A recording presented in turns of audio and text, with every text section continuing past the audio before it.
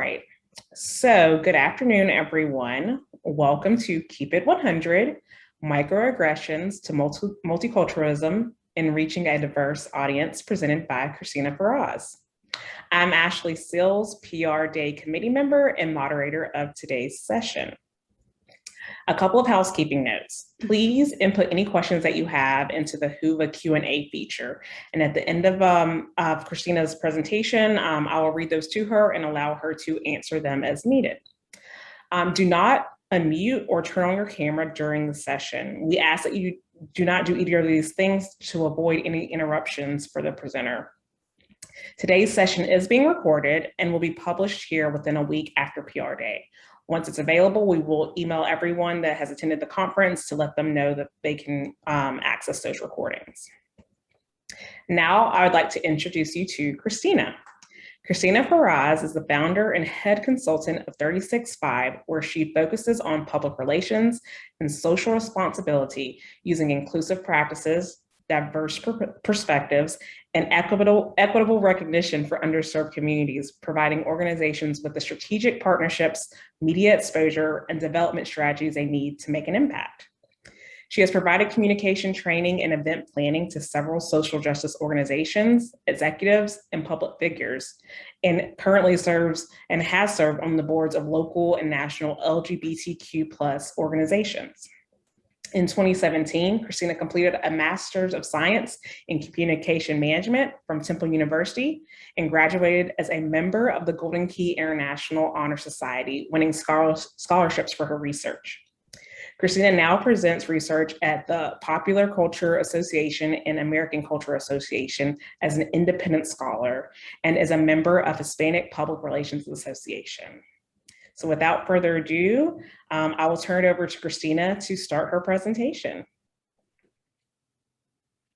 Thanks, Ashley. Okay, let me share my screen.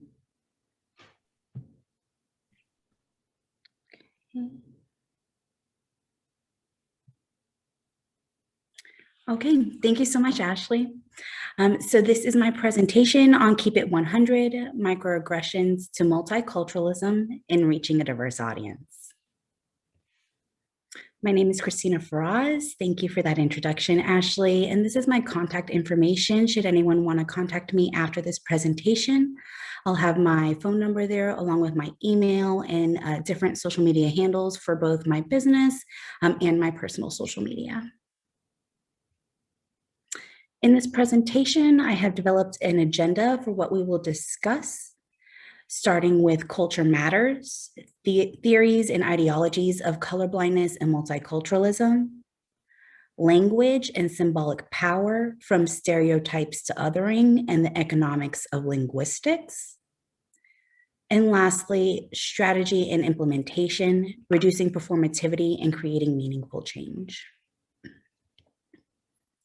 By the end of this presentation, you will know the difference between the cultural theories and ideologies of colorblindness and multiculturalism, how stereotyping, scapegoating, and othering create in-groups and out-groups, preventing equitable recognition and inclusion for marginalized groups and organizations, and how the diversity ideology of multiculturalism can add value to an organization by recognizing social identity differences, promoting belonging, and reducing performativity in corporate social responsibility campaigns.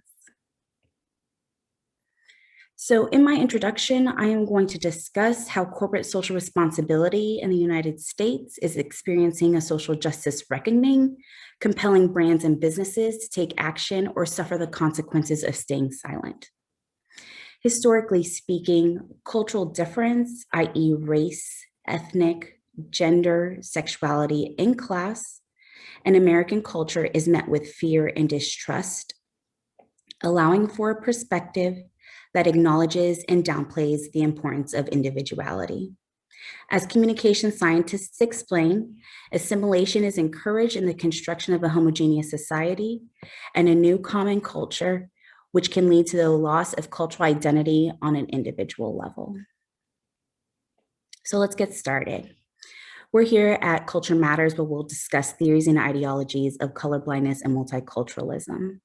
For the purposes of this presentation, I will be discussing race and color in the US, specifically as a cultural group when exploring microaggressions in environments that consider themselves multicultural. I will explain how this can hinder inclusive communication for internal stakeholders and how marketing efforts can be interpreted as performative by external stakeholders.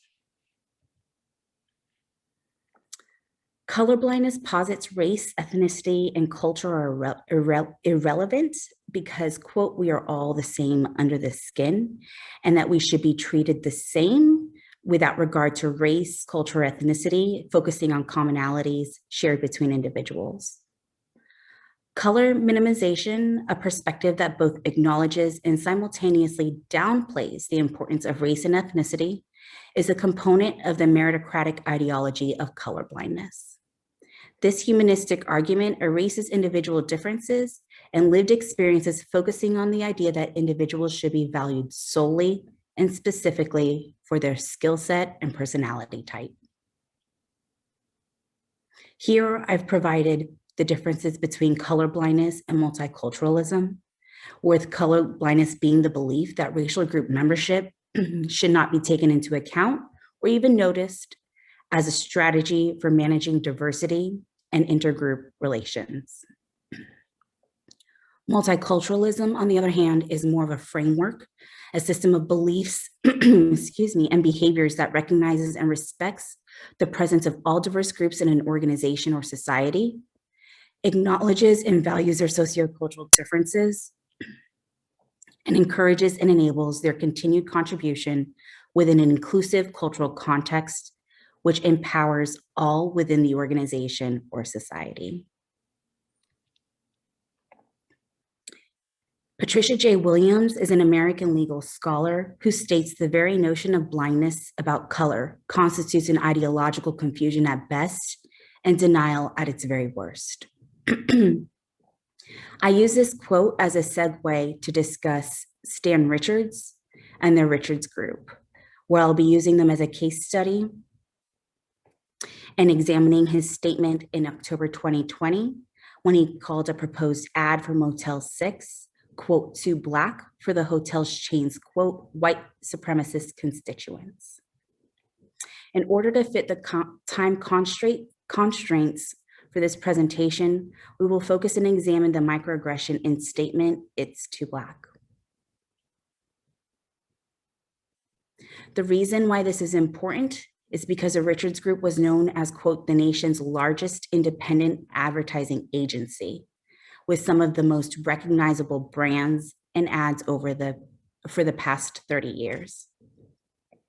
Within 2 weeks of that statement, the agency lost over 40% of their business, including H-E-B, Shiner Beer, Keurig Dr. Pepper, Volunteers of America, and of course, Motel 6, along with several other organizations.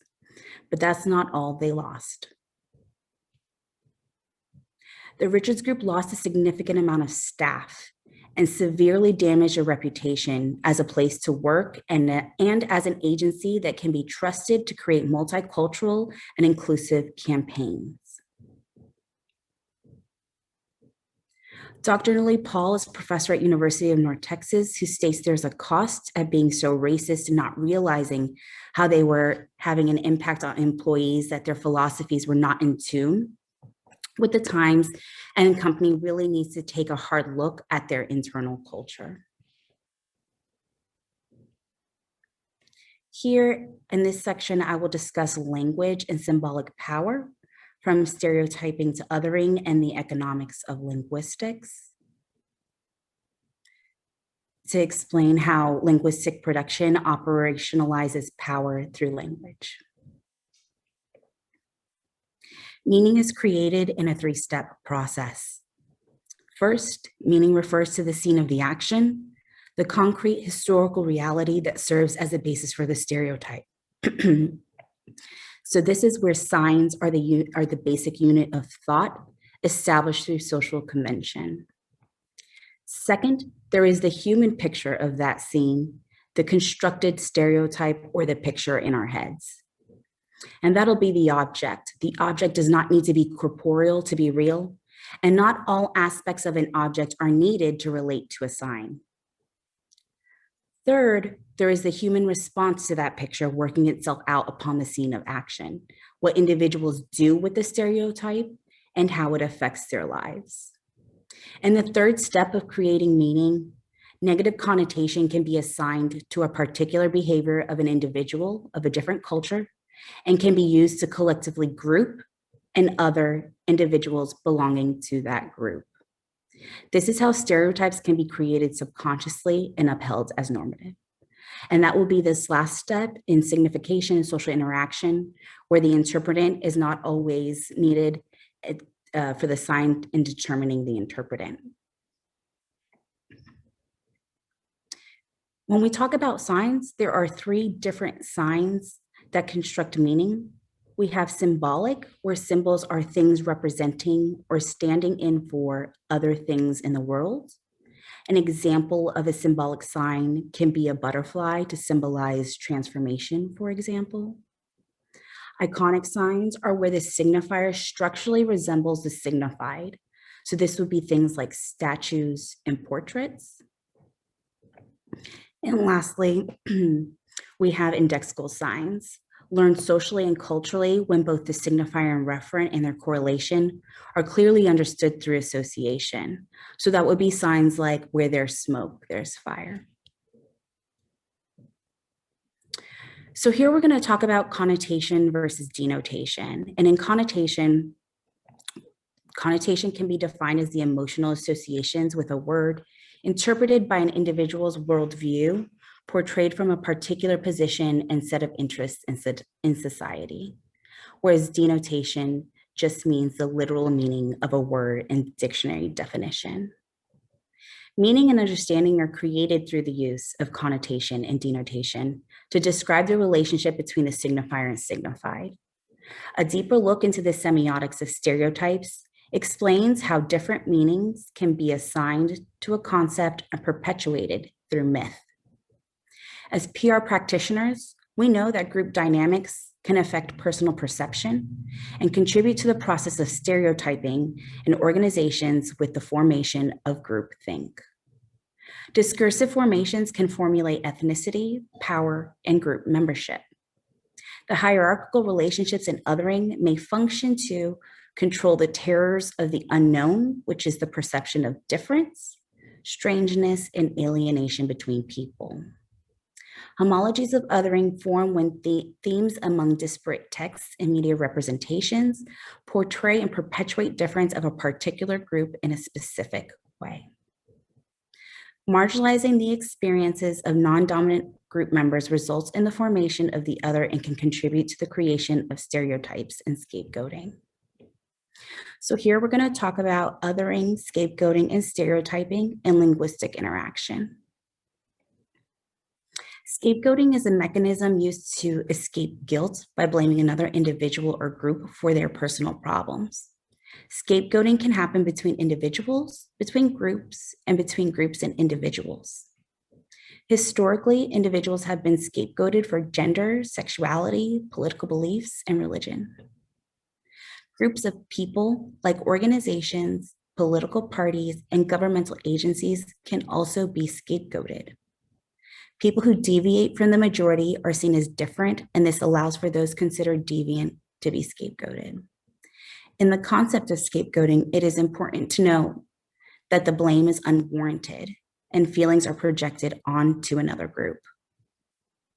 Projecting allows space for the creation of an outgroup, in that in-group members now have a collective target to blame for their problems.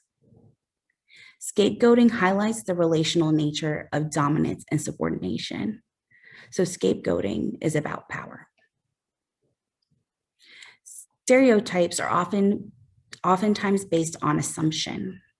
It occurs in organizational settings when information about individuals belonging to a particular group is used to anticipate behavior. Stereotypes present a fixed and inflexible image of a group, are judgmental, focus on the negative judgment of the behavior, and ignore individual exceptions. Stereotyping changes from a common categorizing mechanism to a hateful tool used by one group to segregate and ultimately dominate another group when a dominant group assigns selective characteristics to other people: social, cultural, political, sexual, racial, class, and ethnic. When the meanings of stereotypes changes and moves from a value-free concept to a value-laden concept to assign selective characteristics to people as a means of underscoring differences instead of acknowledging differences or similarities, stereotypes contribute to the process of othering. The construction of the other can only be observed through binary opposition of the same.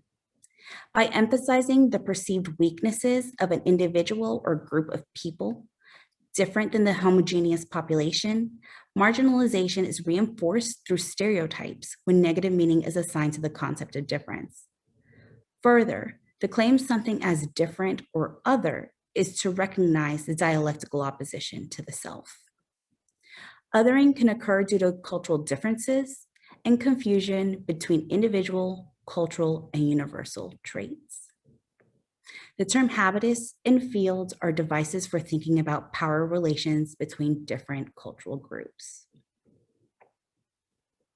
Habitus refers to a person's taken for granted, unreflected way of thinking and acting, and it's a classification system shaping understandings, attitudes, behaviors, and the body. It's formed through accumulated experiences of people in different fields. Fields is used to observe the world around us and acknowledge that life is highly differentiated. A field can be exceedingly varied in scope and scale, ranging from things like family, market, organization, or profession can be conceptualized as a field. Each field is marked by its own taken for granted understanding of the world, implicit and explicit rules of behavior, and valuation of what confers power onto someone or what counts as capital. So while the statement that Stan Richards made internally was leaked to the press, this is a statement that Stan Richards said himself directly to Texas Monthly in October 2020. So for the purposes of this presentation, this is the statement I will be examining for linguistic production and symbolic power. And the quote that Stan Richards told to Texas Monthly doubled down on his statement that he had said internally, which was, the three words that really were a mistake was when I reviewed a piece of work. And I didn't think it was going to serve the client well because it was a multicultural assignment. And the work I looked at was not multicultural. So what I said was, it's too Black. In trying to protect the client's business, I just didn't want to have a campaign out there that was going to run off any of their guests. And that campaign would have. It should have been more multicultural, and it wasn't. It was very Black. Decoding the statement, it's too Black linguistically through a semiotic analysis begins a discourse of othering. The linguistic exchange establishes group formation, distinguishing two specific groups of human beings and delineating between what is normative and what is other by calling consumers, quote, white supremacists. Additionally, by using the modifier to, Richards implies there is a limit on the amount of Black representation deemed permissible and palatable to the American public and creates a racial binary. Lastly, in evaluating ad work for Motel 6, where Richards decided it was, quote, too Black to be multicultural, Richards not only established a standard for measurement and superiority, but he constructed Blackness as a monolith and specific to nationality. Blackness is multicultural. And this brings me to the last part of my presentation. Here, I will discuss the current corporate social responsibility imperative and ways to implement strategies, whether you work in-house in an agency or you're a freelancer. Last year, Edelman conducted a special report measuring consumer trust between brands and racial justice in America, where 60% of the general population agreed with the statement.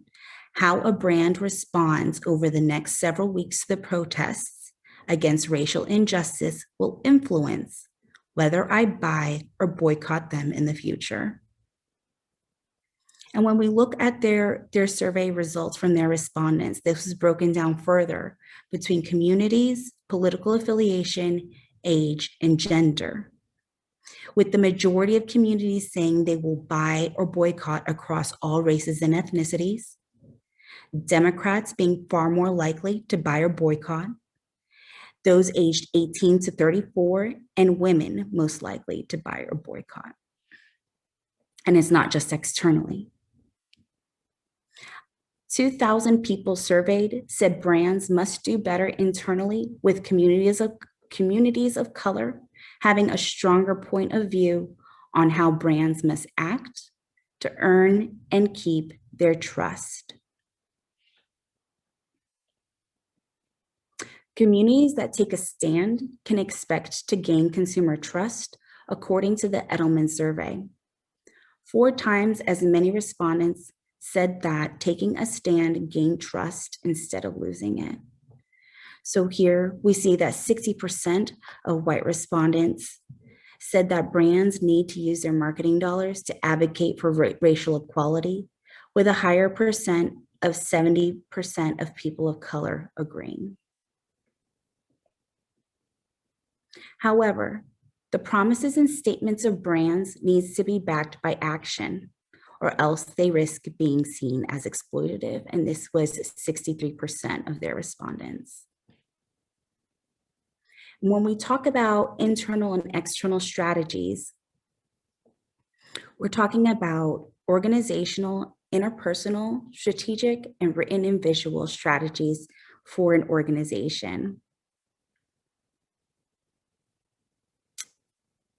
Consumers are measuring action by brands and businesses quantitatively through marketing campaigns, strategic partnerships, and qualitatively through message boards and interpersonal communication using DMs.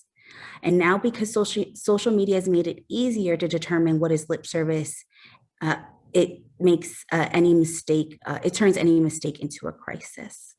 So when we're talking about internal strategies, one of the ways you can go about addressing change internally would be auditing the mission statement, the culture of an organization, and the ways in which you communicate between groups, strategic with brand partnerships and organizations in the community, and written and visual with the representation you have in marketing campaigns. In conclusion, PR practitioners have the opportunity to act as advocates for marginalized groups and protect the organization from reputational damage by understanding how language operates as power. Public relations practitioners can play a big role in advancing systemic change by creating internal and external campaigns reflecting the full diversity of American culture to maintain employee satisfaction and gain consumer trust in reaching a diverse audience. Thank you so much, and that concludes my presentation. Are there any questions I can answer for anybody? Thank you so much, Christina. That was very insightful and, of course, a very timely subject matter for all of us to talk about as PR and communications practitioners. One question that has come up, and you and I discussed this earlier, with Juneteenth now being signed in as the bill was signed to create a federal holiday out of it. How do you foresee that affecting the communications and public relations people that are working for, a lot of different brands that are out there? Thank you for that question. That's an excellent question, Ashley. So in this next year, I anticipate that DEI consultants and PR practitioners that work in spaces in social responsibility and representing brands are going to need to find a balance in what will represent the brand's values, but at the same time will not feel exploitative to communities of color. So, for example, some organizations have already jumped on trying to tackle Juneteenth And there has already been a crisis with IKEA in Atlanta with a menu that they created for Juneteenth that was based on stereotypes and highly offensive to the Black community. In this span of the next year, I do anticipate other organizations coming up with strategies to address the holiday and incorporate that somehow into their mission, while also relaying that they are an ally of the community and what they're doing to redistribute money such that we can advance communities of color. So this time next year, we can probably count on seeing some organizations having some Juneteenth sales or Juneteenth specials, and finding out what we feel is exploitative or not will also depend on whether there are people of color involved in those campaigns that have a voice and a seat at the table to determine whether or not that is a performative campaign, and if it will hurt the community and their brand by extension. So we will see a lot of those campaigns in this next year, and we will have to individually determine what will be best for that brand. Great. So another question was, if you have a very small, not maybe what you consider diverse communications department, and you don't have a D&I person that is, on your staff, how do you ensure that the work that you're doing and the tactics that you're implementing are inclusive of everyone? Sure. So I always recommend partnering with other organizations that do focus on that community so they can give you that feedback and tell you what it looks like from the outside to provide those optics to you. We don't know what we don't know, right? And so if you are not interacting with those communities, it's easy to engage in stereotypes and promote those in campaigns. So if you do not have someone internally for DEI, I would recommend consulting with a professional that you can hire. Oftentimes you can hire them for an hour and bend their ear, or hire them for internal campaigns lasting however long the campaign lasts. Okay, great. And this kind of piggybacks on that question. Do you have any online resources or know of any online resources that are great for communicators to, maybe check in and look at on a regular basis so that they're staying abreast of, new developments in the DEI world? Because, there's so many new things constantly happening and new terms coming out, and to stay educated and, on the forefront of things. Are there any groups or online resources that you would recommend for us to follow? So I am always a fan of Race Forward. They're they're a nonprofit organization that provides a lot of information online, as well as these nano influencers that have come about that are providing TikTok therapy and TikTok, Instagram marketing campaigns where there's infographics online for everybody to learn, and maintaining communication with these different marginalized groups. You can always volunteer with them or attend any event such that you are privy to their communication, and you can learn just from listening. That has always been my recommendation, was to actively get involved with those communities and to ask if you can volunteer so you can learn how to be a better ally and advocate, both personally and professionally. Awesome. Okay, I don't see any other questions, but so everyone that's attending, if you have any questions before we end the session, please drop them in the chat or in the Q&A section. I am monitoring that, and I will give just a few moments to see if anything pops up.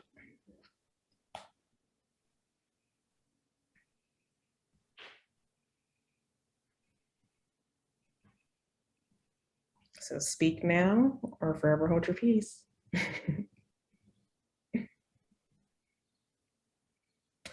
Okay, well, I do not see anything coming in, so that will be the end of today's session with Christina. Christina, thank you so much for such a beautiful presentation that was so well put together to really to talk about, again, such a timely subject for us as communicators right now, in an area of communications that we're all going to have to start paying a lot more attention to.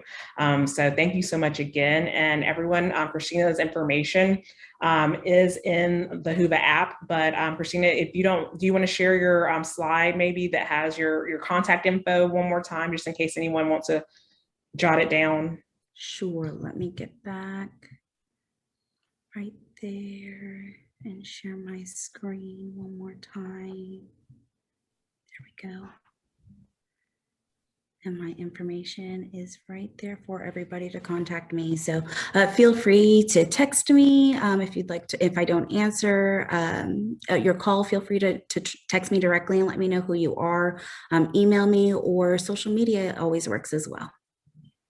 Awesome. And guys, if you don't have a DEI person in house, and you're looking for someone to lean on and be a consultant to you and help you figure out and navigate the space of diversity, equity, and inclusion, you can always reach out to Christina. She's a great resource. But with that being said, if I don't see anything else in the Q&A or the chat, so we are going to wrap up. Thank you again so much, Christina. Thank you. Bye. Bye-bye. Take care.